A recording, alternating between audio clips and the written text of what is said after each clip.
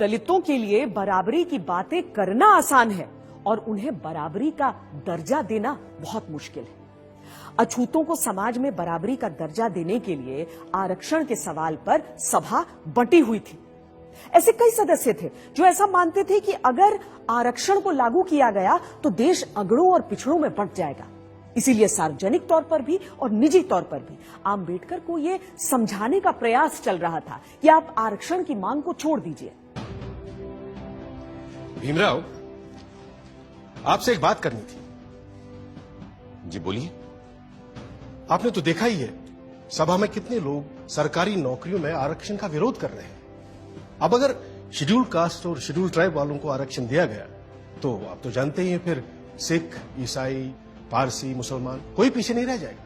हाँ, मगर सिख, ईसाई, पारसी, मुसलमान या किसी और का मुकाबला अनुसूचित जनजातियों के साथ नहीं हो सकता। ये सारी जातियां पैसे वाली भी हैं और सोशली सिक्योर्ड भी। ठीक बात है, पर अगर एक बार आरक्षण का दरवाजा खुल गया तो देखिएगा सभी लोग अपना हक मांगेंगे और हिंदुओं के लिए सरकारी नौकरियों में जगह नहीं बचेगी, जबकि संख्या में वो सबसे ज्यादा है। आप चाहते क्या हैं? सिर्फ मैं ही नहीं, सरदार पटेल भी यही चाहते हैं कि हो सके तो संविधान में आरक्षण की बात ही हटा दी जाए। मेरे रहते संविधान से आरक्षण नहीं हटने वाला, चाहे आप कितना भी जोर लगा लें मुंशी जी। पर कोई रास्ता तो हो सकता है ना? हाँ, एक रास्ता है। मैं ही हट जाता हूं संविधान की ड्राफ्टिंग कमेटी से। अरे फिर आप लोग जैसा चाहें वैसा संविधान बना लीजिएगा। सुनिए भीमराव, भीमराव सुनिए तो। डॉक्टर आंबेडकर को लगा कि जिन दलितों की लड़ाई वो लड़ रहे हैं, अगर उनको ही जीने का अधिकार नहीं दिला पाए तो फिर संविधान सभा में रहने का फायदा क्या है।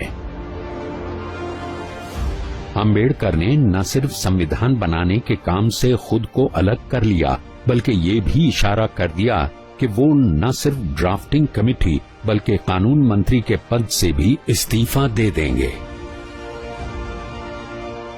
इससे ऐसी खलबली मची कि आंबेडकर को मनाने खुद सरदार पटेल उनके घर पहुंच गए।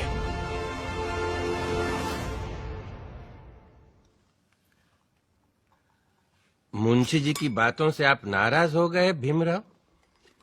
लेकिन वो तो आपकी बात लेकर आए थे मेरे पास, इसीलिए मैंने कहा कि मैं ही ड्राफ्टिंग कमेटी से हट जाता हूं। आप तो जानते हैं कांग्रेस क्या पूरे भारत में दूसरा और कोई है ही नहीं जो हमारे संविधान को आकार दे सके। खुद बापू भी यही कहा करते थे। लेकिन आप उनकी बात मानते कहां हैं पटेल जी?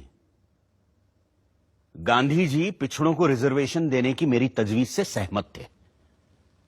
पंडित नेहरू ने तो खुद पंडित होते हुए भी यह कहा कि सदियों से हिंदुओं ने निरीह अछूतों और आदिम जातियों को बेबसी, दरिद्रता और अशिक्षा में रखा। फिर अगर हमें उन्हें सबके साथ बराबर लाना है तो हमें उन्हें स्पेशल ट्रीटमेंट देना ही होगा। आपकी बात सही है, पर आप तो जानते हैं कि बड़े पदों पर हम मेरिट के आधार पर ही लोगों को ले पाएंगे। तो फिर क्लर्कों की नौकरी के लिए इतना बड़ा जोखिम उठाना? जोखिम? मुझे तो इसमें कोई खतरा नजर नहीं आता। खतरा यह है कि अगर हमने एक विशेष वर्ग को आरक्षण दे दिया तो बाकी के लोग भी आरक्षण की मांग करेंगे और भारत भर में जातिवाद का ये जहर फैलता जाएगा।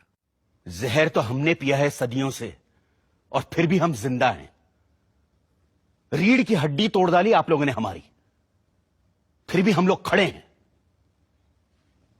अरे एक बार हमें अपने बराबर आने का मौका तो दीजिए पटेल जी, फिर देखिए कैसे हम आगे निकल जाते हैं। और यह काम बिना आरक्षण के नहीं होगा। अगर फिर भी मेरी बातें आपको जहरीली लग रही हैं तो मैंने अपना इस्तीफा तैयार रखा है, आप खुद लेते जाइएगा। मैं बड़ा जिद्दी आदमी हूं आंबेडकर जी, लेकिन मूर्ख नहीं हूं।